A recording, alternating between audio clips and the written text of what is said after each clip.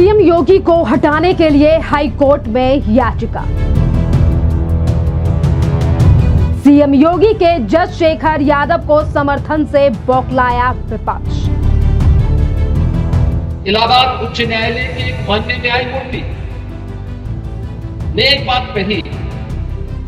उन्होंने कहा समान नागरिक संहिता तो होनी चाहिए और दुनिया के अंदर तो बहुसंख्यक समाज की भावनाओं का सम्मान हर हाल में होती है। अगर दुनिया में होती है तो भारत में अगर बहुसंख्यक समाज के हितों की चर्चा कोई कर ले तो सच्चाई को कोई बोलता है, कौन सा अपराध हो गया? शीतकालीन छुट्टियों के बाद मामले पर होगी सुनवाई। जज शेखर यादव ने पहले ही दी थी सफाई, कहा मीडिया ने खड़ा किया सारा विवाद। सीएम योगी आदित्यनाथ को हटाने के लिए अब इलाहाबाद हाई कोर्ट में एक याचिका दाखिल की गई है, जिस पर अब लगातार ये बातें सामने आ रही हैं कि कहीं ना कहीं सीएम योगी आदित्यनाथ ने जिस तरीके से शेखर यादव को यानी कि जज शेखर यादव का किया था समर्थन, उनके बयान का भी किया था समर्थन, जिसके चलते तमाम विपक्ष की बौखलाहट अब धीरे धीरे कर सामने आ रही है। और इसीलिए अब सीएम योगी आदित्यनाथ के खिलाफ अब इलाहाबाद हाई कोर्ट में लगाई गई है जनहित याचिका, जिसमें यह कहा गया है कि सीएम योगी आदित्यनाथ ने जिस तरीके से जज शेखर यादव का समर्थन किया है, सीएम योगी आदित्यनाथ को उनकी गद्दी यानी कि सीएम पद से कर देना चाहिए बर्खास्त। देखिए, याचिका में सीएम योगी को न्यायमूर्ति शेखर यादव के बयान का समर्थन करना जो है वो संविधान के खिलाफ बताया गया है और कहा गया है कि जिस तरीके से एक मुख्यमंत्री के पद पर बैठे हुए व्यक्ति यानी कि सीएम योगी आदित्यनाथ ने जज शेखर यादव का समर्थन किया, उनके बयान का समर्थन किया है, इसीलिए सीएम योगी आदित्यनाथ को उनके पद से बर्खास्त कर दिया जाना चाहिए। आपके लिए बता दें, ये जो याचिका इलाहाबाद हाई कोर्ट में लगाई गई है, ये जो याचिका है ये जनहित याचिका है, जो कि people's union of civil liberties की तरफ से यानी कि पीयूसीएल के द्वारा जो है वो उत्तर प्रदेश की शाखा ने सीएम योगी आदित्यनाथ के खिलाफ लगाई है।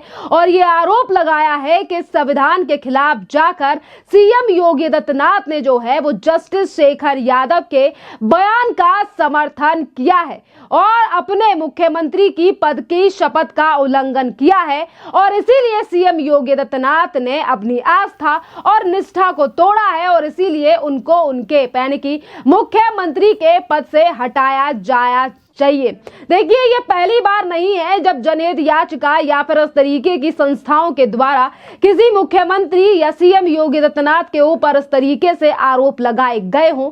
जब भी सीएम योगी आदित्यनाथ के द्वारा इस तरीके के बयान या कुछ लोगों का समर्थन किया गया है, तभी विपक्ष के लोगों ने इस तरीके से याचिकाएं लगाई हैं और सीएम योगी आदित्यनाथ के पद को लेकर जो है वो सवाल उठाए हैं। आपके लिए बता दें कि एक तरफ विपक्ष इस पूरे मामले पर लगातार जो है वो हंगामा बरपा रहा है और ये कह रहा है कि किस तरीके से सीएम योगी आदित्यनाथ ने समर्थन किया या फिर इलाहाबाद हाई कोर्ट के जज ने इस तरीके का बयान क्यों दिया। पर आपके लिए बता दें कि पिछले दिनों जब इस पूरे मामले पर सुनवाई हुई तो खुद ही इलाहाबाद हाई कोर्ट के जज जो शेखर यादव हैं, उन्होंने सुनवाई के दौरान जो है वो सुप्रीम कोर्ट में अपना बयान दिया था और उन्होंने सीधे तौर पर कहा था कि जिस तरीके से मेरा बयान जो है वो तोड़ मरोड़ कर पेश किया गया, मैंने जो बयान हिंदू परिषद के कार्यक्रम में मुसलमानों को लेकर जो है वो बातें कही थी जिससे कि तमाम विवाद मचाया गया, पर यहां पर मेरे बयान को जो है वो तोड़ मरोड़ कर दिखाया गया। और सफाई देते हुए उन्होंने ये तक कहा कि कुछ चुनिंदा मीडिया ने जो है वो मेरे भाषण की बुनियादी बातों को छापकर जो है वो विवाद खड़ा किया है। और आपके लिए बता दें कि हालांकि कॉलेजियम यानी कि उनके उनके स्पष्टीकरण से संतुष्ट नहीं हुआ और इस पर भी उन्हें याद दिलाया गया कि उन्हें अपने पद की गरिमा का ख्याल रखना चाहिए। पर बात यहाँ पर यह आती है कि आज किस तरीके से इस मामले को जो है वो लगातार विपक्षी पार्टियों के द्वारा और कुछ चुनिंदा चैनलों के द्वारा जो है वो लगातार हवा दी जा रही है, क्योंकि उस मुद्दे को लगातार जो है वो भुनाने की कोशिश कर रही हैं तमाम राजनीतिक पार्टियां। और अब देखना अहम रहेगा, क्योंकि ये जो याचिका सीएम योगी आदित्यनाथ की खिलाफ लगाई गई है, इस बार अब शीतकालीन छुट्टियों के बाद जो है वो कोर्ट में सुनवाई होगी। हालांकि अभी तक उत्तर प्रदेश सरकार और प्रशासन के द्वारा जो है वो इस याचिका को लेकर कोई भी बयान जो है वो अभी तक सामने नहीं आया है और जब सुनवाई होगी तो सरकार की तरफ से जो है वो अपना भी तथ्य पेश किया जाएगा।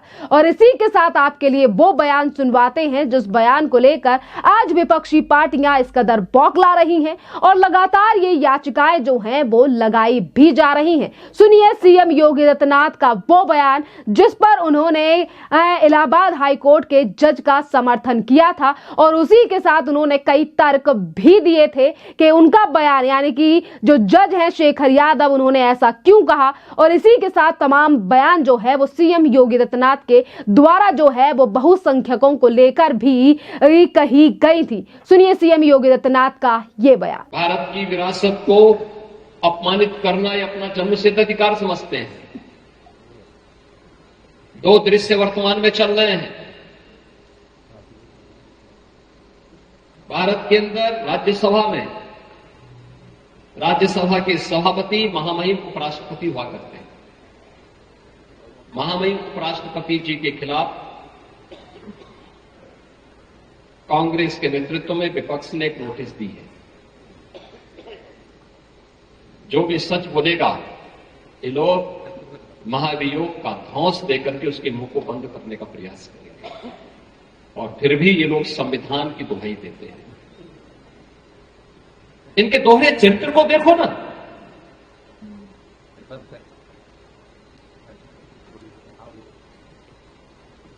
इलाहाबाद उच्च न्यायालय के एक माननीय न्यायमूर्ति ने एक बात कही।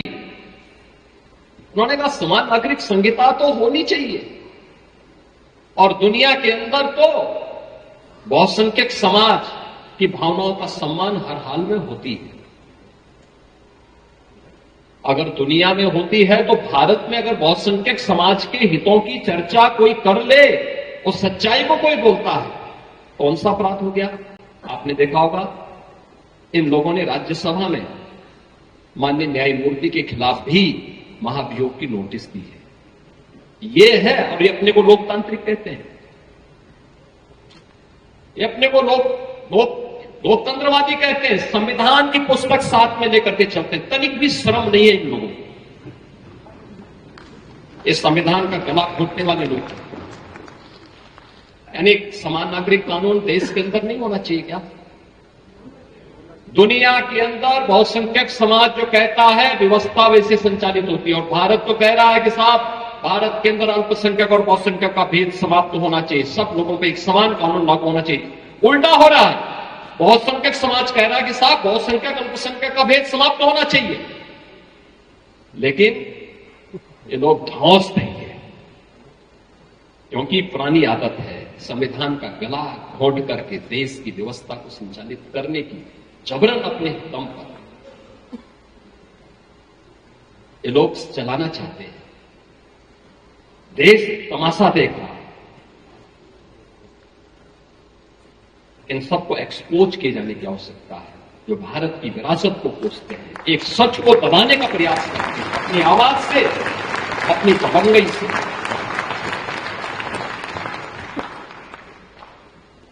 आप सोचिए इन लोगों ने कहा राम हुए ही नहीं।